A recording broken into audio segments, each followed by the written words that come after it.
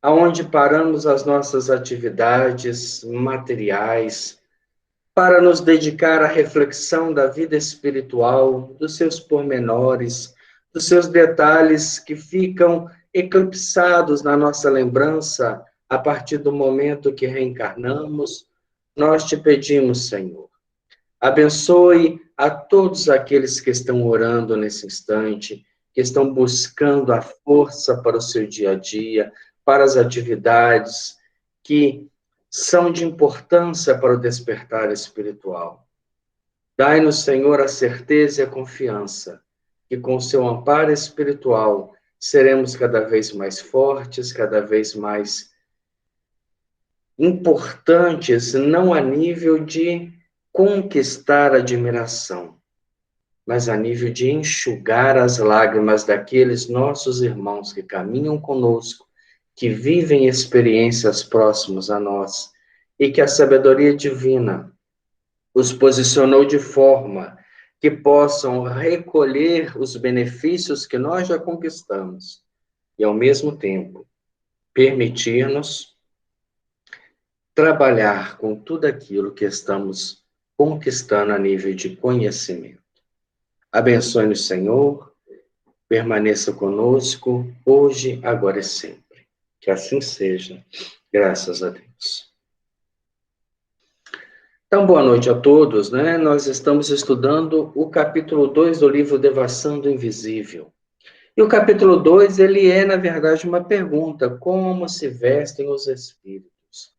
Nós saímos daquele pensamento, né, daquela construção que ela faz no primeiro capítulo, dizendo da construção das casas, das praças, das instituições, das avenidas, das colônias, das árvores, daquela macroconstrução para uma construção agora mais particularizada, como a vestimenta, como algum detalhe, como algum objeto, porque as nossas casas também têm essas construções. Quando a gente entra numa casa, você vê que ela é mobiliada, ela tem detalhes, ela tem enfeite, ela tem, né, armários onde você guarda suas roupas, onde você guarda os seus livros. Então, ela tem uma série de artefatos, uma série de mobília que está pronta para poder organizar aqueles pertences mais diretos. No mundo espiritual não é diferente. Nós temos uma série de livros, bibliotecas, mas também nós temos livros dentro das residências. As pessoas presenteiam outras com livros, com bônus horas, com vestimentas, até que elas possam plasmar a sua própria. Nem todos os espíritos têm a ciência que o pensamento produz. Mas a partir do momento que adquirem essa ciência, eles trabalham com o próprio pensamento. Enquanto nós não temos esse pensamento, nós demandamos o pensamento de espíritos especializados. Imaginemos chegar ao mundo espiritual hoje e dependermos de uma medicação. Como que essa medicação é feita? Através de qual recurso? Quais são os espíritos que têm condições de manipular essa medicação? Ou nós precisaremos, por exemplo, de um tratamento específico, de uma alimentação. Como que essa alimentação é feita? Como que ela é magnetizada? Quais são os espíritos que podem trabalhar nessa área? Então, a gente vê que é um leque muito grande de trabalho. Uma colônia como o Nosso Lar, que é uma colônia grande, que tem em média de 1 milhão de espíritos entre aqueles que chegam e aqueles que vão reencarnar, ela demanda uma série de trabalhos muito grandes. Somente no Ministério da Comunicação Divina, que é o ministério mais evoluído de Nosso Lar, à época do livro, da obra, trabalhavam mais de 3.000 espíritos em uma única instituição. Todos eles com tarefas estabelecidas, com tarefas de acordo com o seu preparo, com o seu conhecimento, com a sua disponibilidade, com a sua condição de fazer no melhor possível. uma outra característica do trabalho a nível espiritual, que não existe aquele trabalho feito de qualquer maneira, aquele trabalho que o profissional faz para falar que não fez. Os trabalhos são feitos da melhor forma possível. Os conhecimentos adquiridos só são adquiridos quando se exaure todas as questões, todas as dúvidas.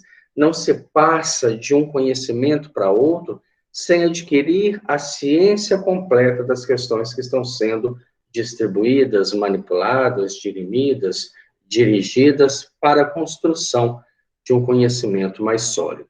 Então, esta obra que nós estamos estudando, ela é uma obra que nos disponibiliza condições de darmos sequência ao nosso trabalho quando estivermos no mundo espiritual, sem sermos percalços para a espiritualidade.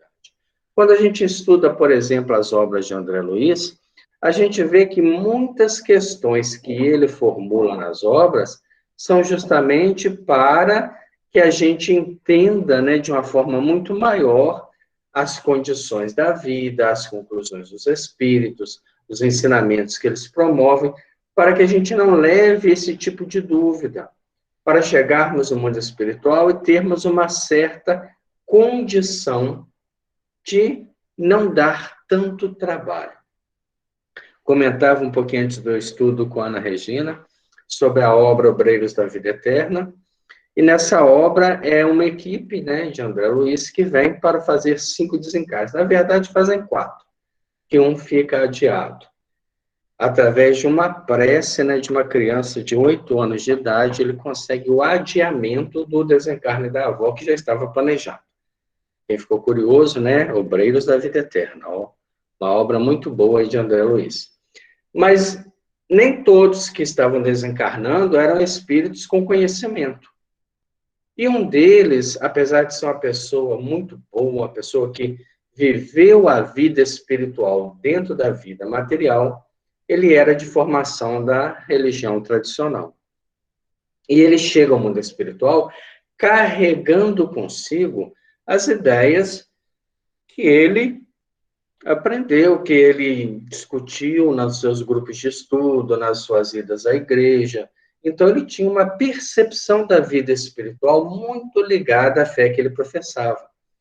Então, tão logo ele adquire um certo equilíbrio do pensamento após um desencarne que foi bem complicado, porque, estando doente há muito tempo no hospital, o médico, né, sem nenhuma anuência da família, sem nenhum consentimento, aplicou a eutanásia, mas ele se recupera e ele pede aos espíritos uma audiência com Deus.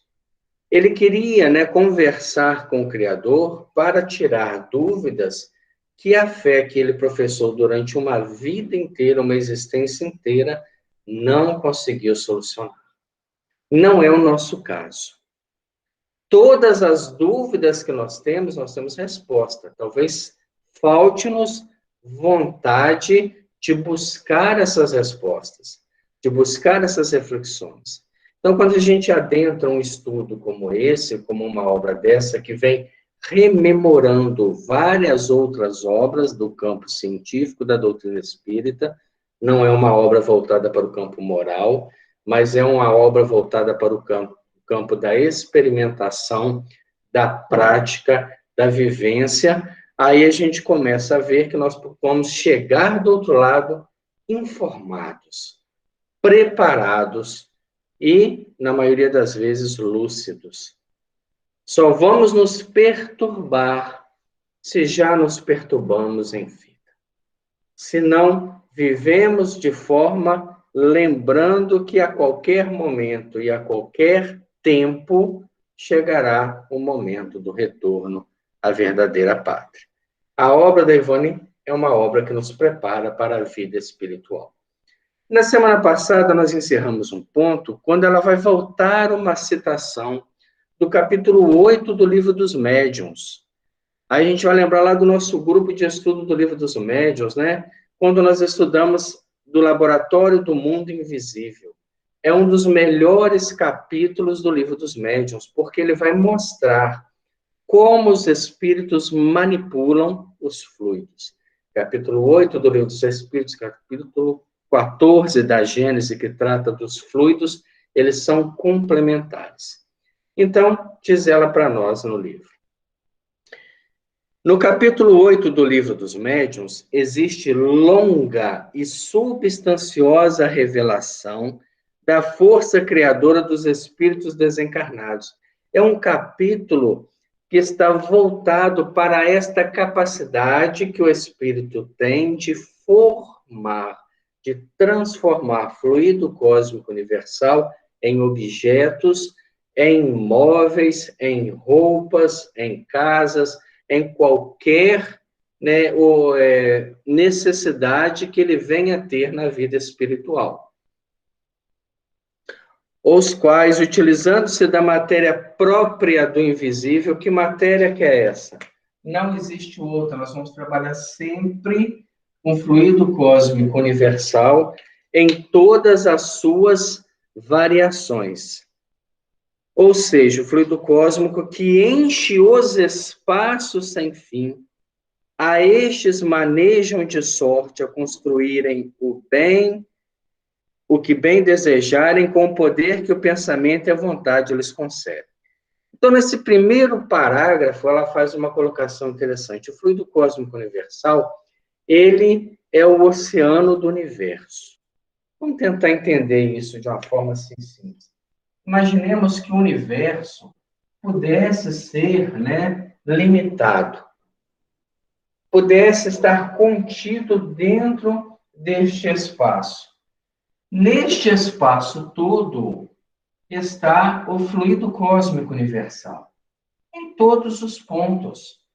E esse fluido cósmico universal, que é a matéria-prima da matéria, ele vai formar, então, galáxias, ele vai formar planetas, ele vai formar asteroides, ele vai formar satélites, ele vai formar buracos negros, ele vai formar os desertos do espaço, a matéria invisível, a energia negra, que a gente sabe que existe, mas não consegue ainda registrar, porque nos faltam cientificamente recursos. Ali está o fluido cósmico universal. E ele está no universo. Então, é uma fonte, que nunca acaba. Porque, por mais que a gente consiga utilizar na formação, ainda há muita energia a ser trabalhada. E é interessante essa questão, porque hoje se estuda, na física moderna, que a energia se transforma em matéria. Até então, a energia era um princípio, matéria era outro. Agora se fazem a fusão. Ele está numa forma de energia não visível, mas que transforma-se em matéria.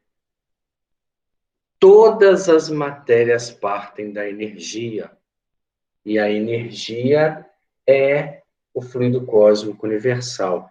É aquilo que Deus concede para que se tome forma. É aquilo que não é Deus e não é o Espírito, mas se qualifica em todas as outras construções que estão no universo. Então, tudo tem a mesma essência. Tudo partiu do Criador. E tudo representa o Criador. Até as nossas construções infelizes acabam sendo a manipulação desta energia que representa o Criador sobre a minha imagem perfeita. Quando eu me depuro, as minhas construções ficam cada vez mais depuradas, até chegar ao ponto que aquele espírito tem condições de plasmar o fluido cósmico universal e gerar um planeta, como nosso Senhor Jesus Cristo faz, e governa o nosso próprio planeta. O assunto das citadas revelações se refere a uma aparição masculina. Nós vamos lembrar desse estudozinho que a gente fez, desse capítulo Laboratório do Mundo. O Invisível, ele vai falar justamente de uma história, de uma aparição de um senhor que trazia nas mãos uma caixinha de rapé. Então, vamos lá. Era uma senhora que estava doente, e essa senhora recebe a visita de um senhor que ficou sentado a, né, uma certa distância da sua cama. Ela estava convalescente, ela tentou saudar, ele faz um sinal para que ela não fale nada, e ela consegue reparar que ele tinha nas mãos uma caixinha de rapé. E de tempo em tempo ele abria, retirava, né, era um costume muito comum até um certo tempo atrás. Ele cheirava aquele rapé que funcionava como um descongestionante, ele estimulava a pessoa a, né, a espirrar, a aliviar a congestão nasal. Então era muito comum as pessoas cheirarem rapé. E naquela aparição, ele aparece, ele está lá, ela até acredita que é a visita dele, tanto que quem lê lá no livro dos médiuns vai ver que lá na frente ela vai agradecer ele pela visita, e ele fala que nunca esteve na casa dela. Era uma aparição. Ele esteve em espírito e, estando no corpo, não lembrava de ter ido visitá-la. E quando ele vai, ele tem uma característica, uma caixinha que estava na sua mão, que de tempo em tempo ele abria, pegava o rapé, cheirava, fechava a caixa. Dentre a copiosa contribuição que servirá de base para a nossa exposição, destacaremos os trechos seguintes das perguntas feitas por Allan Kardec e das respostas fornecidas pelo Espírito de São Luís, um dos iluminados reveladores dos códigos do Espiritismo. Então, a respeito desta aparição, por que é uma aparição? Porque o Espírito tornou-se visível para ela, ela não era um médium vidente. O vidente não demanda uma aparição, ele enxerga todos os espíritos que estão na sua faixa de pensamento. Quando a pessoa está adoentada e às vezes com os laços enfraquecidos, ela entra, né, em condições de observar um quadro espiritual maior. E este espírito, preocupado com ela, estando fora do corpo físico, estava na mesma faixa de pensamento para ela, tornando-se visível. Então, Allan Kardec faz a seguinte questão. Perdão. Dizes que era uma aparência. São Luís já havia definido. Pergunta Allan Kardec, mas uma aparência nada tem de real. A aparência não é real. A aparência pode ser uma silhueta, pode ser uma sombra, pode ser uma forma vaporosa. Nada tem de real.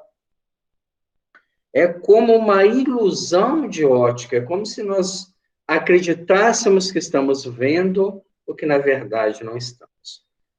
Desejaríamos saber se aquela caixa de rapé era apenas uma imagem sem realidade ou se nela havia alguma coisa de material.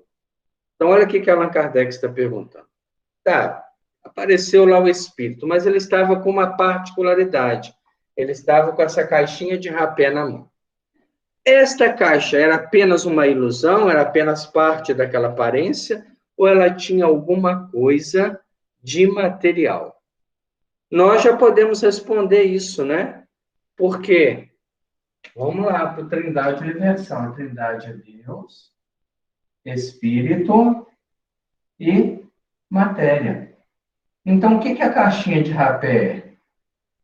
Ela tem que ser obrigatoriamente matéria. E São Luís responde: certamente é. Certamente é material. É com o auxílio deste princípio material que o espírito toma a aparência de vestuários semelhante aos que os espíritos usavam quando vivo. Então, por exemplo, nós desencarnamos. E nós usamos roupas comuns deste século, desta cultura, desta região.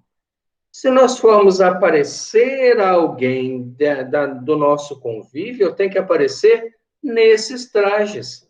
Aí a gente aparece, né, com aquelas túnicas lá, com um turbante na cabeça, a pessoa fala, isso aí é um obsessor tentando se passar por ele, porque não há nada que me faça reconhecê-lo.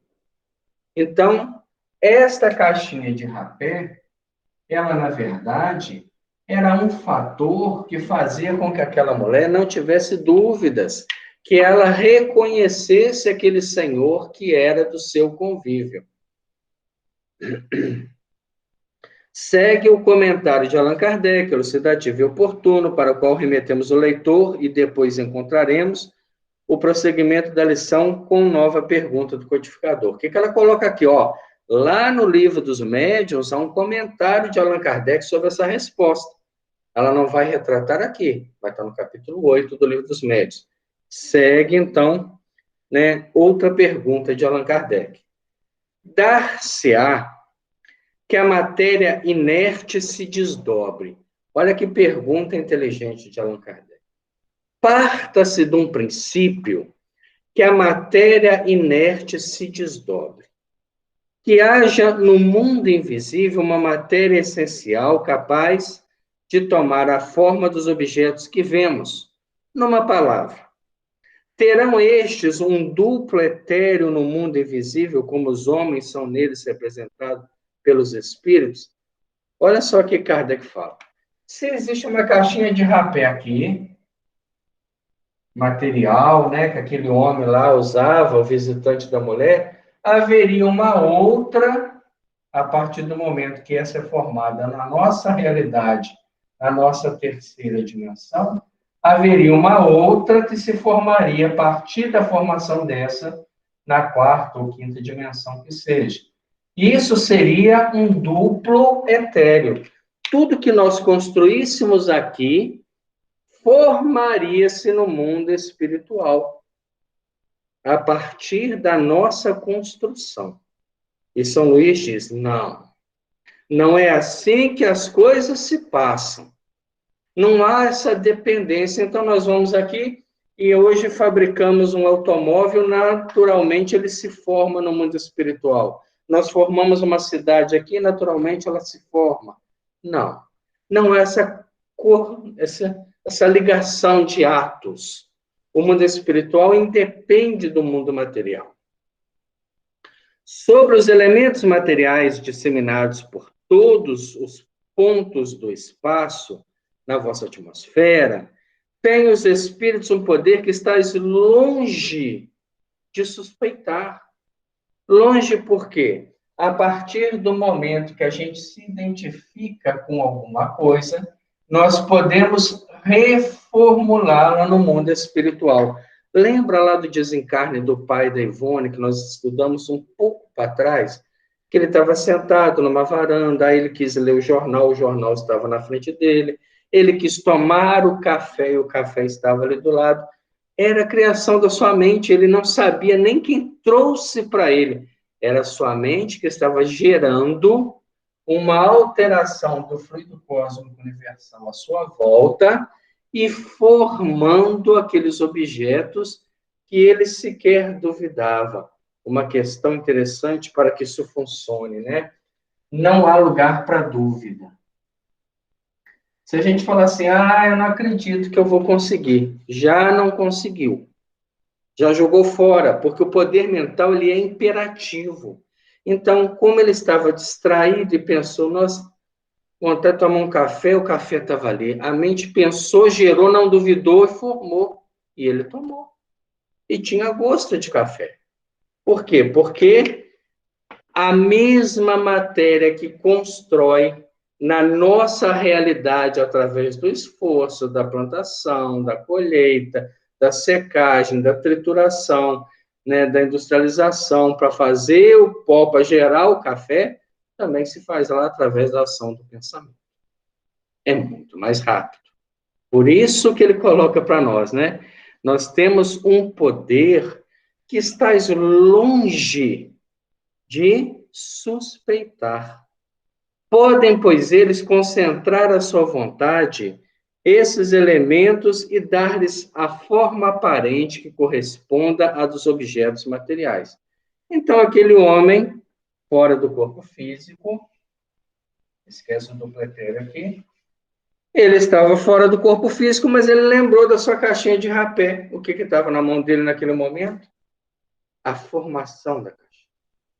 E Allan Kardec não se dá por convencido, porque ele tinha sede de conhecimento. Ele queria, né, esgotar todas as condições daquela resposta. E ele fala: formulo novamente a questão de modo categórico, a fim de evitar todo e qualquer equívoco.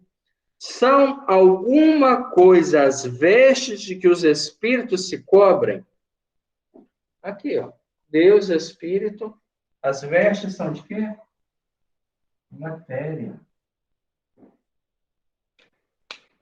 Com que veste eu vou chegar no mundo espiritual? Com a última que o meu pensamento lembrar. Então, se meu pensamento lembrou, né, fixou a mente do corpo dentro de uma urna para ser sepultado, que estava com um terno, ou que estava, né, com uma roupa, ele vai chegar do outro lado com esta roupa. E vai continuar com ela? Depende do seu pensamento.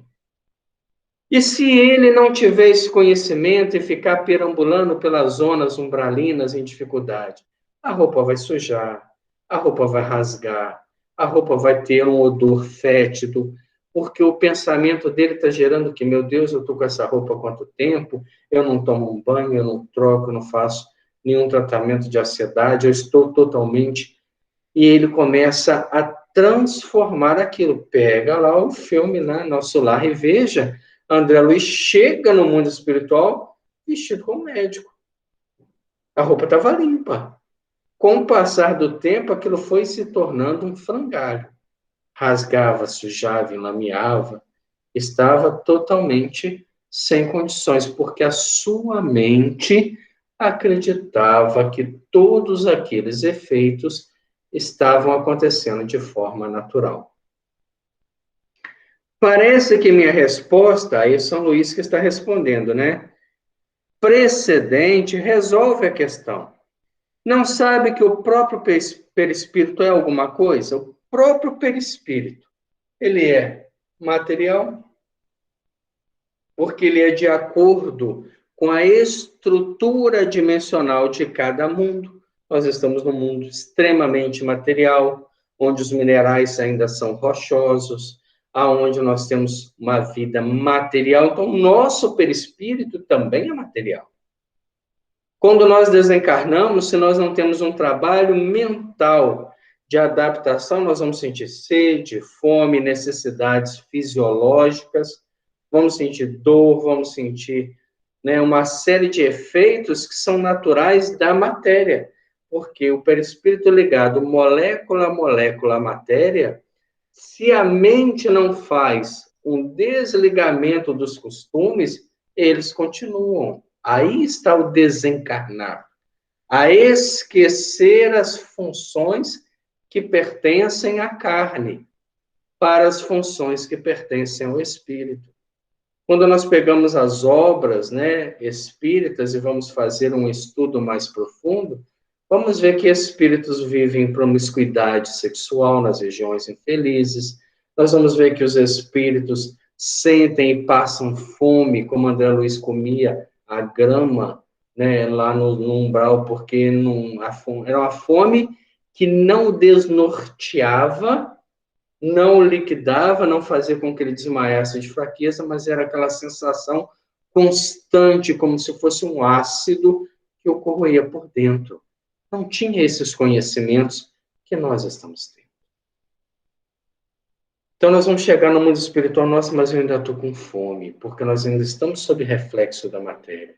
Então, nós vamos ser alimentados com os caldos, com as frutas, com toda aquela organização feita, até que chegue um momento que a gente não mais precise, que a gente retire a nossa alimentação através da respiração. Até que chegue um momento que a gente não precise mais da respiração e faça a absorção natural das energias superiores. Resulta desta explicação, olha Allan Kardec questionando São Luís, né? Resulta desta explicação que os espíritos fazem passar a matéria etérea pelas transformações que queiram, e que, portanto, com relação à caixa de rapé, o espírito não a encontrou completamente feita. Ele não chegou no mundo espiritual, né, e tinha uma lojinha lá, me dá uma caixa de rapé aí, é tantos bônus hora, não. Ele criou, fê-la ele próprio. No momento em que teve necessidade dela, por da sua vontade. Ele não tem nem ciência que ele fez. Ele, em espírito, tinha o hábito de ter o rapé no bolso, sentiu a vontade de usar, botou a mão no bolso, a caixa estava lá. Porque a mente antecipou a própria ação da vontade. A vontade veio, a mente lembrou que ele guardava ali, já gerou. É natural. A manipulação dos fluidos é o nosso pensamento. A gente pensa mal de alguém, já gerou energia, já criou toda uma atmosfera. E essa atmosfera vai ter consistência, vai continuar ou não, dependendo da alimentação que meu pensamento gere. Por isso, a gente pede muita atenção a nível de conhecimento espírita para indutores mentais. Quando eu estou, por exemplo, assistindo um programa de televisão, um programa que estimula a raiva, o ódio, seja uma classe social, seja uma classe política, seja um comportamento, a gente começa a entrar naquela faixa de sintonia e alimentar essa sintonia com os nossos pensamentos. Isso é muito complicado. Isso daí gera e alimenta uma energia que os espíritos negativos usam para as ações que eles vão. É a mesma coisa que a gente fazer macumba para os outros. Macumba está no pensamento. Quando eu desejo mal para alguém, eu já gerei energia que algum oportunista vai usar, seja encarnado ou desencarnado, para agir no mal. E eu tenho a minha parte de contribuição a respeito disso, porque nós estamos num mundo de energia, já dizia Einstein. Nós estamos manipulando energia e estamos agindo, construindo ou destruindo de acordo com os nossos valores, de acordo com os nossos desejos. Então, cuidado com indução mental. Aqueles programas de televisão que quase desce sangue pela tela. Aí você fica, mas tem que prender um sujeito desse, tem que ter pena de morte mesmo. Desce a níveis de pensamento de vingança e não de justiça. E aí a gente se compromete perante a justiça. Cuidado com aquilo que se pensa, porque só de pensar na possibilidade da caixa de rapé estar no bolso, ela já estava. A nossa mente também faz isso. E do mesmo modo que fez, pode desfazê-la. Aí que está o segredo. Do mesmo modo que eu construo mentalmente, né, tá eu lá pensando negativamente, criando uma energia que é igual a tempestade, que vai ser direcionada para alguém, a partir do momento que eu paro de sustentar esse posicionamento mental, essa nuvem de energia vai se dissolver, porque ela não vai ter a alimentação da manipulação do fluido cósmico universal. Então, a gente não vai deixar de pensar negativamente, nós vamos nos educar a pensar positivamente. Igual quando a gente vai fazer um trabalho à distância, né? Ah, vamos fazer uma vibração para fulano. Então, nosso pensamento começa a orar, começa a pedir boas vibrações, e ele cria um campo de vibração positiva, que vai sintonizar com outros campos positivos, potencializar e direcionar pela ação da vontade. Assim deve ser o exercício do controle do pensamento. Não é deixar de pensar, é mudar a sintonia do pensamento. E do mesmo modo que fez, pode desfazer, perdendo a intenção de mantê-la feita. Outro tanto naturalmente se dá com todos os demais objetos, como vestuário, como se vestem os espíritos, joias e etc. Será assim? Olha como Kardec especula a resposta, né? Ele vai, então, se o espírito pensar, por exemplo, né, que desencarnou como um rei, como uma coroa cheia de joias, com aqueles trajes, ele vai chegar no mundo espiritual vestido dessa forma. Mas a mente fragilizada vai ser induzida por outros através da hipnose, da obsessão, e vai se desfazer de tudo isso. E São Luís coloca, evidentemente, essa é a realidade. A nossa vida já é mental, porque tudo que temos material antes foi concebido na mente. Nós só temos uma dificuldade perante os espíritos, porque o fluido cósmico universal que nós vamos manipular, ele está numa dimensão de matéria mais densa. Mas nós fazemos ela através do uso das mãos, mas também manipulamos a outra através da mente. Nós estamos agindo em dois campos, em duas dimensões. E quando estivermos no mundo espiritual, estaremos agindo apenas em uma, na dimensão que nós já agimos hoje pelo pensamento. A caixa de rapé, diz o Espírito São Luís, se tornou tão visível para a senhora, de que se trata, perdão, é outra pergunta de Kardec. A caixa de rapé se tornou tão visível para a senhora de que se trata, que ele produziu a ilusão de uma tabaqueira material. Teria o espírito podido torná-la tangível para a mesma senhora? Sem problema. Poderia, diz aqui São Luís. Tê-la-ia a senhora podido tomar nas mãos, crente de estar segurando uma caixa de rapé verdadeira? Sim. Se abrisse, teria cheirado o rapé, e se aspirasse esse rapé, ele faria espirrar? Sem dúvida. Pode, então, o espírito dar a um objeto não só forma, mas também propriedades especiais? Kardec ele vai fazendo, né, um caminho para fazer uma pergunta difícil. Olha o que ele coloca agora. Se ele pode dar essas, né, aquela caixinha de rapé, não só a aparência, a forma, a ductilidade dela tocar e sentir, ele pode dar propriedade ao fluido cósmico universal para que ela sinta que é rapé. Olha só que interessante essa pergunta, né? O rapé na nossa dimensão, se você aspirar, você espirra. E se ela pegar uma materialização que o espírito faz e fazer, tem o mesmo efeito. Então, por exemplo, você tem lá na sua casa um copo com água. Lembra que a água é um biocondutor de energia.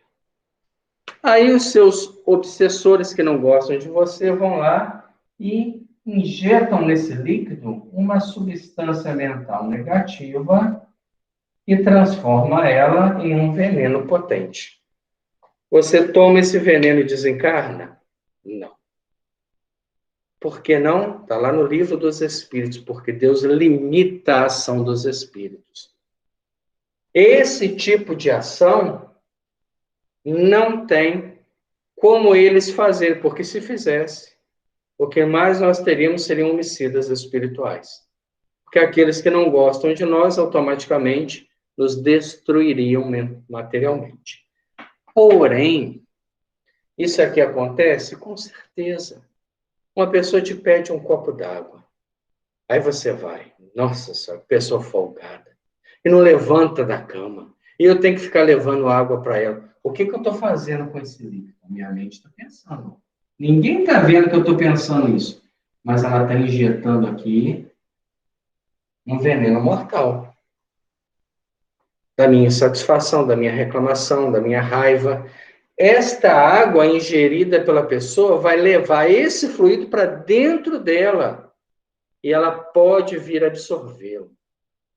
Quando a gente está lá cozinhando, né, um produto, está lá no fogão, domingo à noite, cozinhando lá um produto, né? E tá assim, nossa, só eu estou aqui na cozinha, todo mundo está lá na televisão assistindo, é um absurdo, isso tem que mudar. O que eu estou fazendo com a minha mente? Estou envenenando tudo isso que eu estou fazendo. Porque aquele alimento que tem uma grande quantidade de água absorve o meu pensamento. Depois a pessoa come aquilo ali e vai ter pesadelo à noite, porque ele está fazendo o quê? Uma absorção de energia mental negativa. Quando o seu funcionário lá da sua empresa, né, ele te trata maravilhosamente bem, mas o pensamento dele te destrói a todo momento, e quando você é obrigado, às vezes, a cobrar uma postura, um procedimento, você sente aquela carga, sente aquele momento que ele não gosta, que ele... É natural, nós vivemos num mundo de energia. Mas a gente não pode se abalar, porque se eu me fragilizar perante isso, eu absorvo essa energia. E aí sim eu passo mal. Se alguém me der um copo d'água com muita raiva e eu realmente nem entrar naquela sintonia, aquela água vai me fazer mal. Ao passo que se a gente trabalhar intimamente, a gente consegue bloquear essa energia mental negativa. Tarcísio, Oi, Rita. na hora da refeição também, né? A hora que você está comendo, né? É também importante. A minha mãe não sabia nada disso, mas eu me lembro dela não permitir que a gente tivesse qualquer tipo de discussão ou conversa atravessada na hora da refeição. Aí ela falava assim, eu lembro dela falando assim, ó, se você não tem nada de bom para falar, fique em silêncio. Mas Com mesmo assim você certeza, ainda né? está pensando, né? Talvez ela não conhecesse isso aqui que a gente conhece, mas ela É, tem uma grande ela tinha sabedoria. uma noção. Aí, mas Uhum. mesmo assim, né? Aí tem aquela história você conta do Divaldo, né? Porque ele não falou, mas pensou. E só o pensamento também já movimenta isso tudo, né? Com certeza. Nós hoje temos um Verdade. péssimo hábito de fazer as nossas refeições assistindo televisão. Esse é o pior hábito que tem, porque a televisão, se ela não estiver num programa que nos gere reflexões positivas, a gente está engolindo tudo aquilo que está vendo, o que gosta e o que não gosta. Por quê? Reflexões, induções, geração de energia e absorção, contaminação. Nós precisamos estar atento a isso, por quê? Porque às vezes o foco de doença que envolve a minha família, ele não é um foco, né, microbiológico, é um foco magnético. É um foco, né, das larvas mentais que estão sobrevivendo sobre essa energia negativa.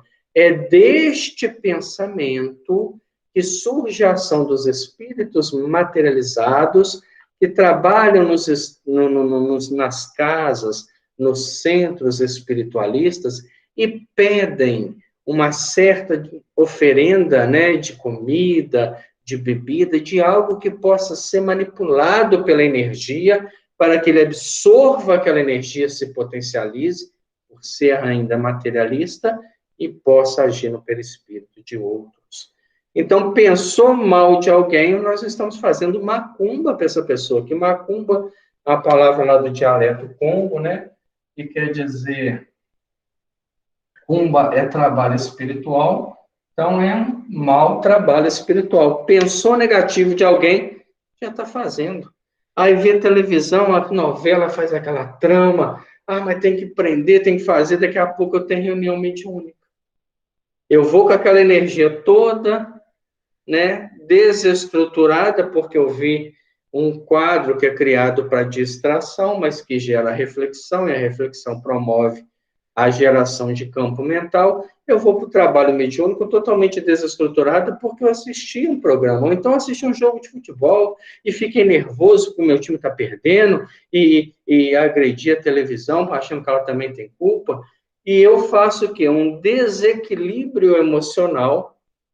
Depois eu quero receber lá, né, cartas psicografadas, mentores espirituais, eles estão muito distantes dessa proposta. Porque eles estão num nível de pensamento que não se abala com esses tipos de problemas, com esses tipos de propostas.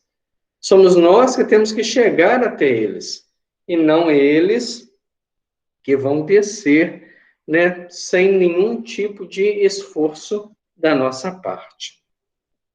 Há uma explicaçãozinha aqui que ela coloca para nós. Muitos espíritos, antes de se deixarem ver pelos médiuns ou de se comunicarem, revelam sua presença através de perfumes que lhe é mais grato, ou que foi, quando encarnado, é como se fosse uma identidade do espírito. Você sente um cheiro de uma flor e determinado espírito se manifesta. A partir daquele momento, ele criou um campo que anuncia a sua presença através do odor.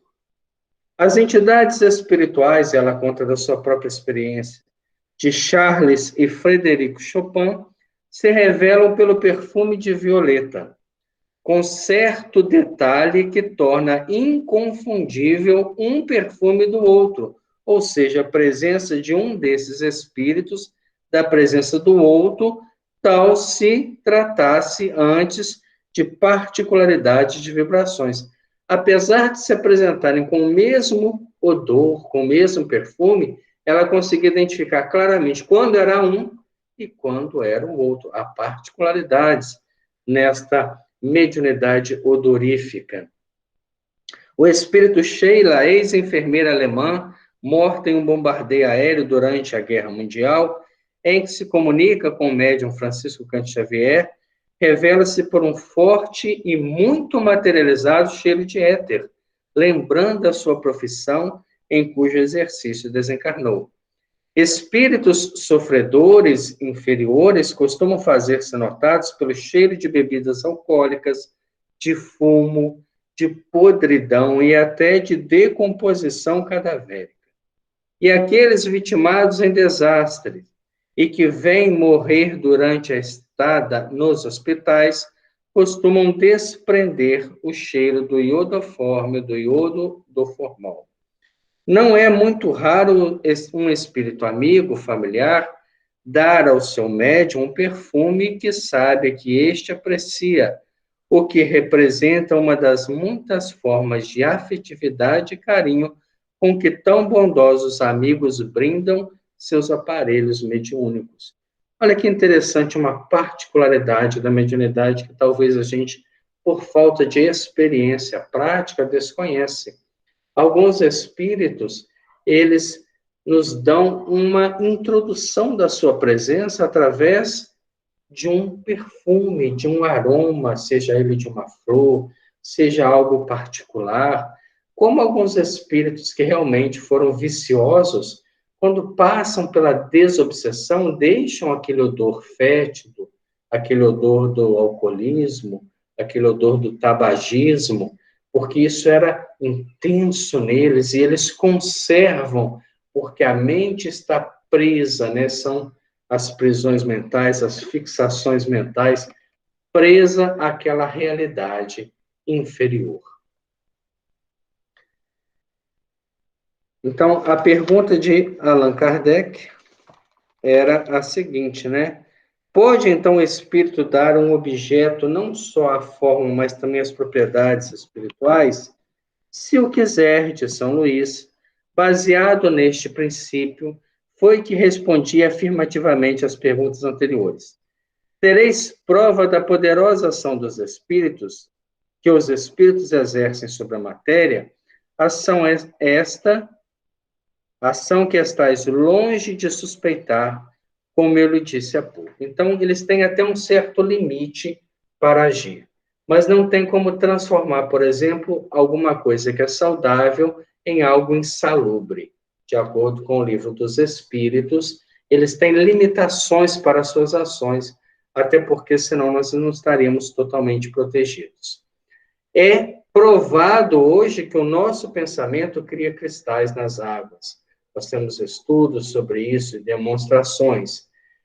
É provado cientificamente que o nosso pensamento promove saúde, bem-estar, equilíbrio. A pessoa que às vezes está assistindo a um filme de proposta, né, de terror, ela entra num estado de taquicardia, de ansiedade, de sudorese, porque aquela indução mental altera o funcionamento do seu corpo. A pessoa que assiste a uma proposta muito triste, ela entra num estado de depressão, de tristeza, porque reflete dentro de si a própria realidade que ela está vivendo naquele momento. Assim, prossegue a lição num encadeamento atraente que nos conviveria o leitor a apreciar. Ainda no volume A Gênese, também no capítulo 14, veremos o seguinte: algumas vezes, essas transformações, a dos fluidos espirituais, resultam de uma intenção. Doutras, são frutos do pensamento inconsciente. Basta que o espírito pense numa coisa para que esta se produza, como basta que modele uma área para que esta repercuta na atmosfera. É assim, por exemplo, com o espírito que se faz visível ao encarnado, que possua a vista psíquica sob a aparência que tinha quando vivo na época, em que o segundo conheceu, embora haja ele tido depois dessa muitas encarnações, apresenta-se com vestuários, os sinais exteriores, enfermidades e cicatrizes, membros amputados, o que tinha então.